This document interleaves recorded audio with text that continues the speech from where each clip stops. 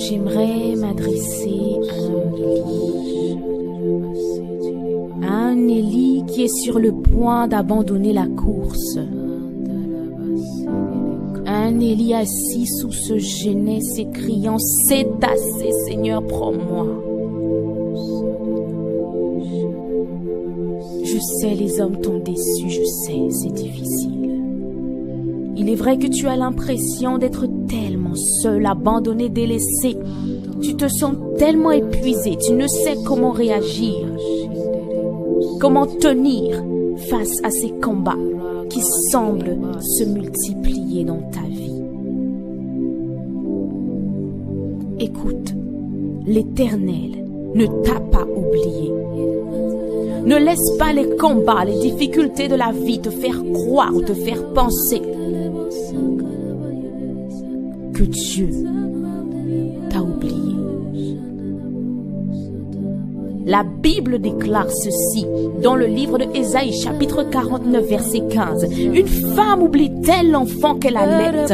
N'a-t-elle pas pitié du fruit de ses entrailles? Quand elle l'oublierait, moi, je ne t'oublierai pas. Moi, l'Éternel des armées, je ne t'oublierai jamais.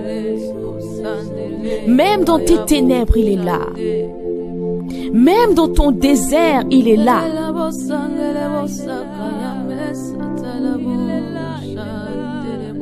La Bible déclare qu'en vue de la joie qui lui était réservée, Jésus a enduré la croix, méprisé la honte et s'est assis à la droite du trône de Dieu.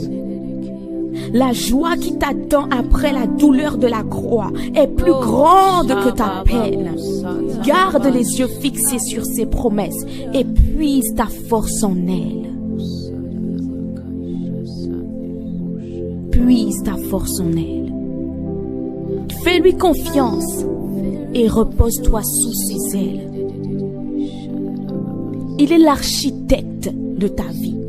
Il sait parfaitement là où il t'emmène. Alors sois en paix. Tu es dans la barque. Tu vois la mer s'agiter. Tu vois la tempête. Mais sache une chose, Jésus est dans la barque. Celui à qui le vent et la mer obéissent est dans la barque. Il est au contrôle. Il est au contrôle. Il est au contrôle de ta vie. Il est au contrôle par rapport à cette situation pour laquelle tu te poses tant de questions. Il est là. Ne cherche pas à tout contrôler. Car dans une voiture, il ne peut pas avoir deux conducteurs. Laisse-le faire. Laisse-le faire.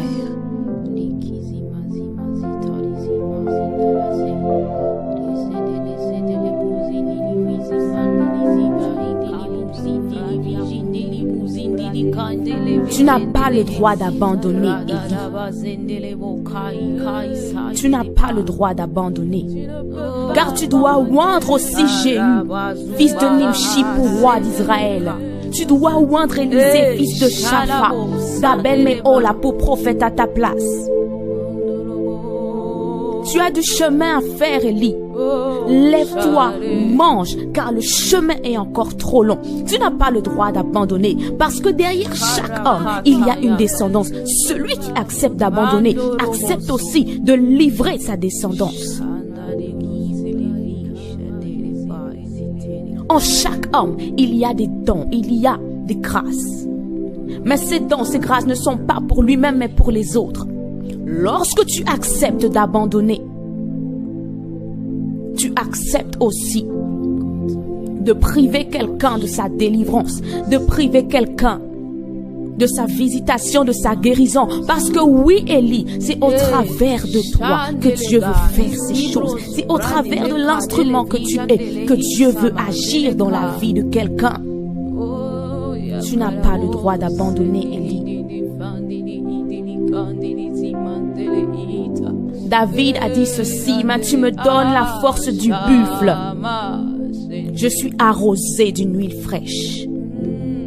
Je prie maintenant que l'Éternel t'affermisse, qu'il te donne la force du buffle. Je prie que tout esprit de découragement puisse te quitter et que l'Éternel puisse te revêtir d'une force surnaturelle. Je prie que le Dieu vivant se lève dans ta vie, qu'il te relève, que là où tu étais courbé, qu'il te redresse,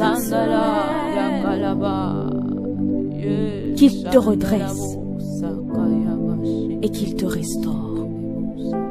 Au nom puissant de Jésus-Christ de Nazareth.